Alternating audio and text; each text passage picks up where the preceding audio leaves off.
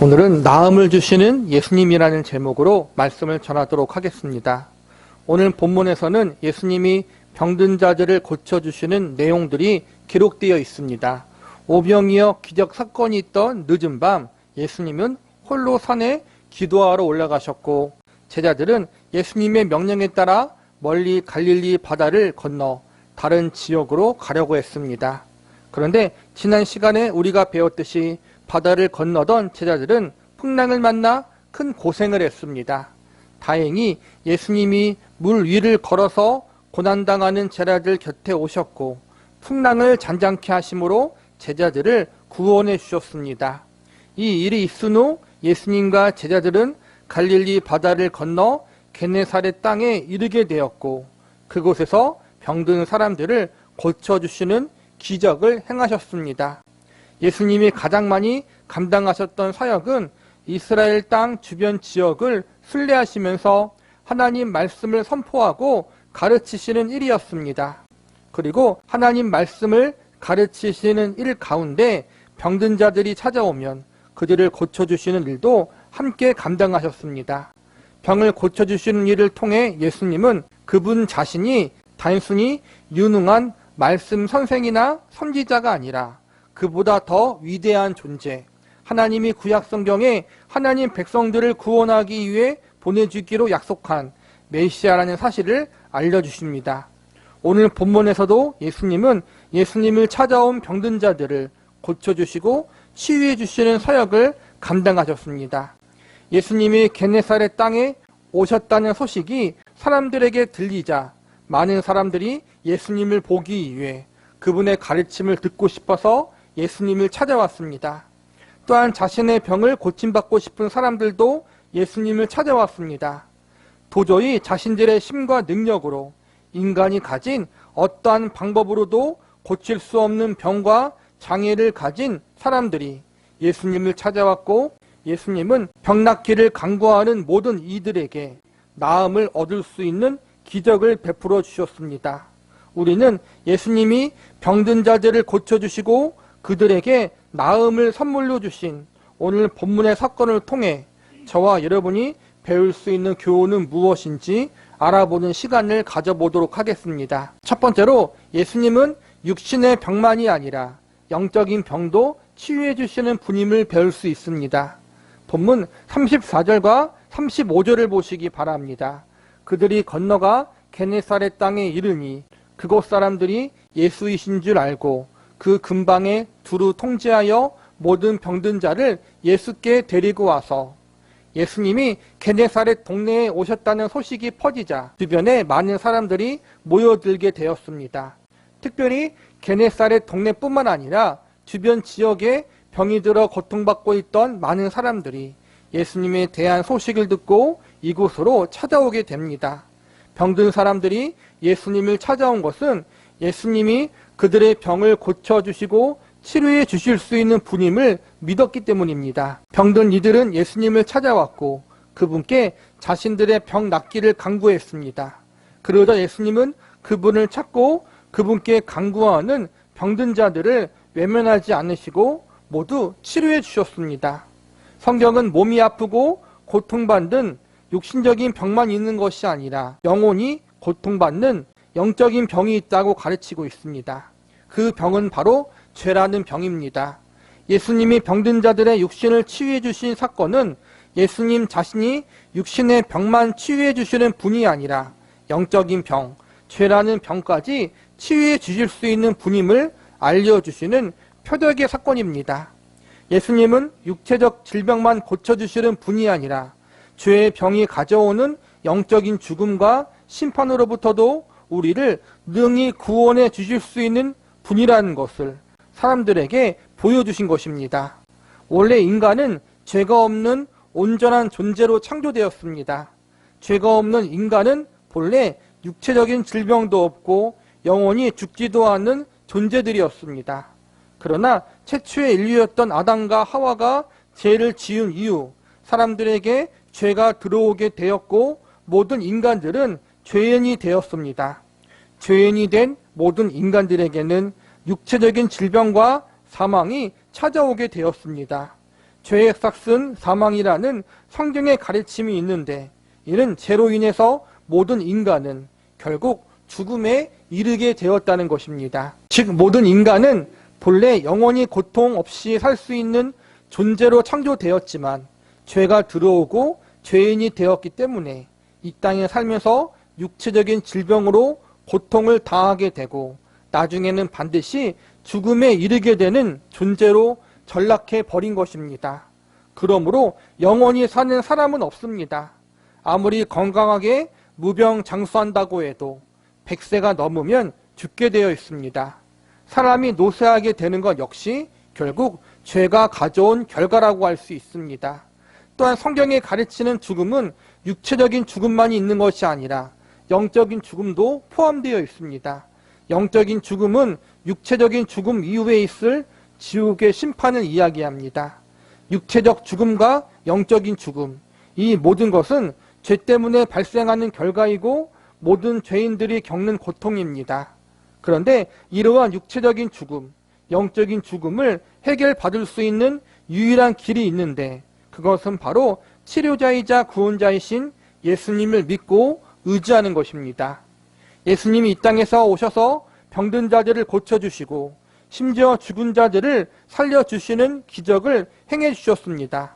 이러한 기적 사건을 통해 예수님은 그분이 죄로 인해 발생하는 영적인 질병과 영적인 죽음의 문제까지 해결하실 수 있는 구원자이자 하나님의 아들이심을 사람들에게 알려주신 것입니다.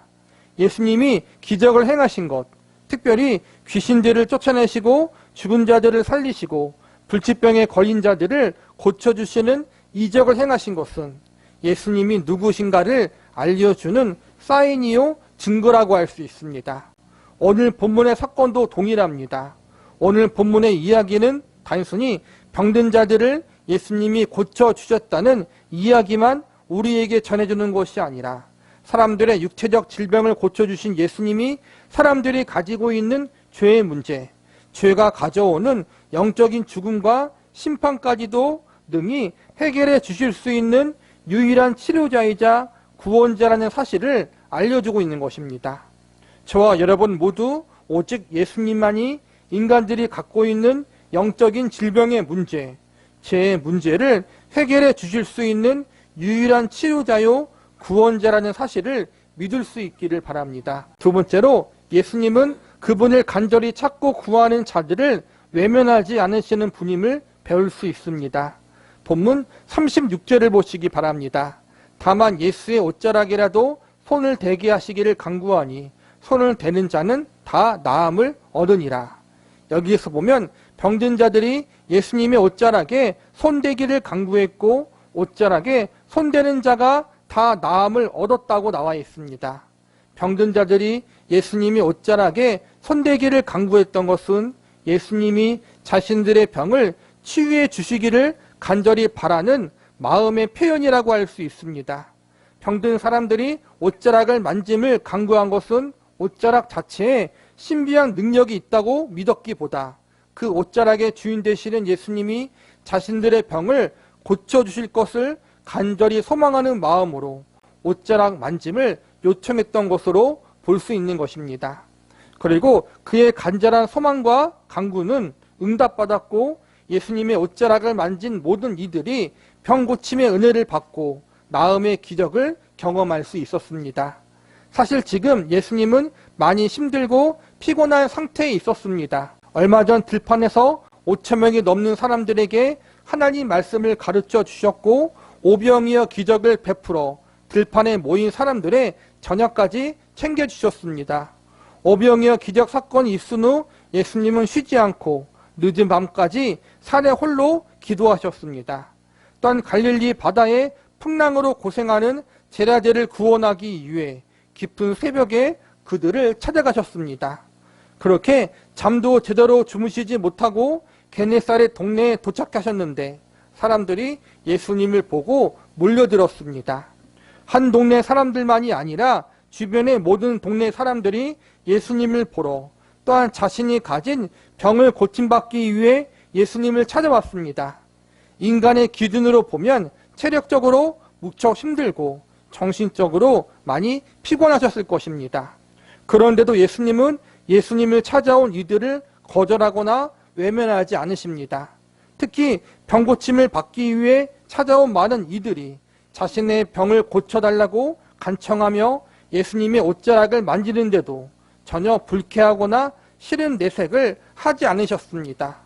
오늘날이나 과거에나 모르는 사람이 자신의 몸과 옷을 만지는 행동을 하면 참으로 신뢰되는 일입니다. 특히 많은 사람들이 모여있는 공공장소에서 여러 사람이 내 옷을 만진다면 그것은 매우 기분 나쁘고 불쾌한 일이 될 수 있습니다.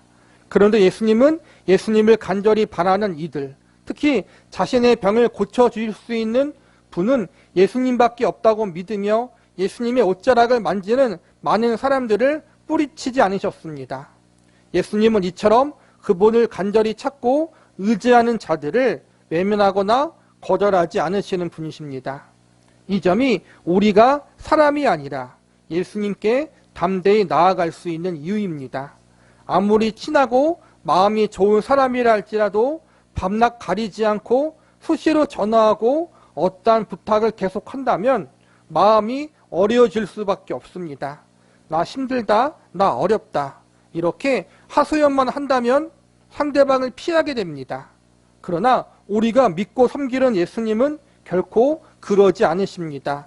시시때때로 그분을 찾고 자주 그분 앞에 나아가 그분께 아뢰어도 그분은 우리를 귀찮게 여기지 않으십니다. 그래서 우리는 예수님 앞에 나아감에 있어 걱정을 하거나 눈치를 볼 필요가 전혀 없습니다. 히브리서 4장 15절과 16절에 보면 다음과 같이 가르치고 있습니다. 우리에게 있는 대제사장은 우리의 연약함을 동정하지 못하실 리가 아니요 모든 일에 우리와 똑같이 시험을 받으신 이로되 죄는 없으시니라. 그러므로 우리는 긍휼하심을 받고 때를 따라 돕는 은혜를 얻기 위하여 은혜의 보좌 앞에 담대히 나아갈 것이니라. 예수님은 우리의 연약함에 대해 다 알고 계시고 긍휼한 마음을 품고 계십니다. 다른 사람들은 나의 마음을 몰라주고 나의 잘못과 실수에 대해서 정죄하고 손가락질할 수 있지만 예수님만은 이러한 나를 정죄와 심판의 눈으로 보시는 것이 아니라 우리를 사랑의 마음으로 긍휼한 시선으로 바라봐 주고 계십니다. 그리고 우리에게 예수님 앞에 그분의 보좌 앞에 나오라고 말씀하십니다. 예수님의 보좌는 정죄의 보좌가 아니라 은혜의 보좌입니다. 우리가 믿고 섬기는 예수님, 그분은 은혜와 사랑의 구주이십니다. 이 예수님의 보좌 앞에 기쁨과 감사함으로 그리고 담대함으로 나아갈 수 있는 저와 여러분이 되기를 바랍니다. 마지막으로 우리 자신이 병자인 것을 깨닫고 예수님께 나아가야 함을 배울 수 있습니다. 본문 36절을 다시 보시기 바랍니다. 다만 예수의 옷자락이라도 손을 대게 하시기를 간구하니 손을 대는 자는 다 나음을 얻으니라. 사람이 병들고 나이를 먹고 세월의 흐름 앞에 결국 죽음에 이르게 되는데 이것은 모든 인간이 죄인이기 때문입니다. 그런데 오늘 본문에서 죄가 가져온 질병의 문제를 예수님이 해결해 주셨습니다. 육신의 질병을 통해 고통받았던 사람들이 예수님을 믿고 의지했더니 나음을 얻었습니다. 동일한 원리로 영적인 질병으로 고통당하는 모든 죄인들 역시 예수님을 믿고 의지한다면 영적으로 나음을 얻을 수 있습니다. 예수님을 믿으면 그분을 영접하게 되면 영적인 병을 치유받고 영적인 죽음과 심판에서 구원받을 수 있게 되는 것입니다. 그런데 여기서 가장 중요한 것이 있는데 그것은 바로 치료받을 사람이 자신의 병든 상태를 자각하고 인식해야 한다는 것입니다. 만약 오늘 본문에서 병든 사람들이 자신이 병들었다는 사실을 알지 못했다면, 그래서 치료의 필요성을 느끼지 못했다면 그는 결코 예수님 앞에 나올 수가 없었을 것입니다. 병을 치료받기 위해서는 자신이 병자라는 사실을 인식해야 합니다. 그리고 이와 동시에 병든 자신을 치료해 줄 분께 나아가야 합니다. 우리는 우리 자신이 죄라는 영적인 병에 걸려있는 병자요 죄인이라는 사실을 인정하고 받아들여야 합니다. 죄의 결과로 모든 인간이 결국에는 죽음에 이르게 되었고 죽음 이후에 지옥의 심판을 당할 수밖에 없는 운명에 처해 있습니다. 그리고 이것이 죄인인 우리의 본래 운명입니다. 그러므로 우리에게 필요한 것은 우리의 치료자요, 우리의 구원자 되시는 예수님이십니다. 우리는 우리가 죄인이며 예수님이 필요하다는 사실을 인정하고 예수님께 나아가야 합니다. 성경은 병든 사람이 예수님 앞에 나가면 모두 다 치유받았다고 증거하고 있습니다. 예수님께 나온 자들, 예수님의 옷자락에 손을 댄 자들은 다 나음을 얻었다고 증거하고 있습니다. 이 증거와 선언은 우리에게도 동일하게 적용됩니다. 물론 예수님은 그분의 선하신 뜻과 섭리로 인해 우리의 육신의 병을 다 낫게 하지 않을 때도 있습니다. 사도 바울이 가장 좋은 예입니다. 믿음의 사람이고 하나님의 사람이었던 사도 바울은 자신의 육체를 고통스럽게 괴롭히는 가시가 있어 크게 힘들어했습니다. 그래서 하나님께 자신의 육체의 가시를 고쳐달라고 간절히 기도했습니다. 사도 바울은 전 세계를 무대로 복음을 증거하며 수많은 교회를 개척하고 세웠던 사람이었습니다. 하나님은 그를 통해 많은 성경을 기록하게 하셨고 많은 능력과 이적을 행할 수 있도록 역사하셨습니다. 오늘날 많은 성도들이 사도 바울을 위대한 하나님의 사람으로 기억하고 있습니다. 그러나 하나님은 사도 바울이 가지고 있던 육체의 가시, 육체의 연약함, 질병을 치료해 주지 않으셨습니다. 그리고 그 이유를 그가 자만하지 않게 하시려고 사도 바울이 약한 데서 온전해지기 때문이라고 말씀하셨습니다. 우리 역시 하나님이 아시는 이유로 말미암아 우리가 가진 육신의 약함과 질병을 완전히 치유받지 못할 수도 있습니다. 이것은 하나님의 능력이 부족하거나 우리가 어떠한 문제가 있기보다는 우리를 향한 하나님의 선하신 뜻이 있기 때문입니다. 우리가 강건해질 때보다 도리어 약하고 연약할 때 우리에게 영적인 유익이 더 있는 경우 하나님이 우리의 치료를 보류하실 때가 있습니다. 이처럼 육신의 질병의 문제는 이 땅에서 우리가 완전하게 해결받을 수 없는 경우가 상당히 많습니다. 특히 죽음의 문제는 모두가 피해갈 수 없는 문제입니다.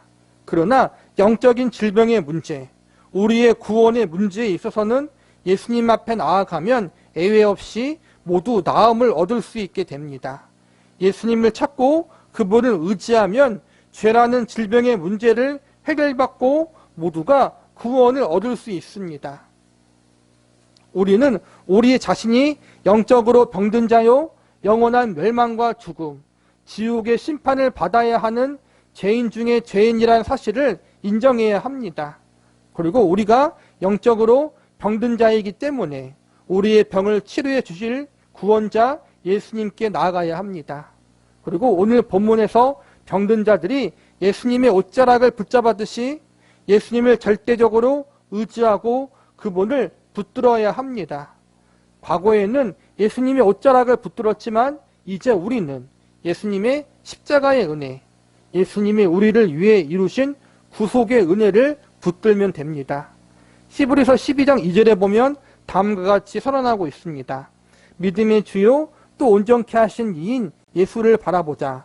저는 그 앞에 있는 즐거움을 위하여 부끄러움을 개의치 아니하시더니 하나님 보좌 우편에 앉으시니라. 죄의 병으로 인해 고통받고 있던 우리들을 온전케 하고 나아 먹게 하기 위해 예수님께서는 그분의 생명을 십자가에 내어놓으셨습니다. 이 십자가 구속의 은혜, 십자가의 대속의 공로로 말미암아 우리는 죄의 병에서 자유함과 나음을 얻을 수 있게 되었습니다. 나는 나를 치료할 수 없고 구원할 수 없는데 예수님이 그분의 생명을 십자가에 바쳐 나를 치료하시고 구원하셨구나. 예수님의 대속의 은혜와 공로가 나에게 나음을 주셨구나. 이 사실을 가장 낮은 자세와 태도로 가장 간절한 마음으로 고백하며 예수님을 붙들고 의지하시기 바랍니다. 우리는 스스로 치료하고 나음을 얻게 할 수 없습니다. 우리가 할 수 있는 일은 예수님을 의지하는 것입니다. 그분의 은혜를 붙드는 것입니다. 우리는 죄라는 병에 걸려 영원한 지옥의 형벌과 저주의 심판을 받아야 하는 존재들이었습니다. 그런데 이런 우리를 구원하기 위해 예수님이 그분의 생명을 십자가에 내어주셨습니다. 예수님이 힘이 없어서 십자가에 달려 죽으신 것이 아닙니다. 십자가에서의 죽음이 우리를 위한 유일한 구원의 방법이었기 때문에 그렇게 자신을 희생하신 것입니다.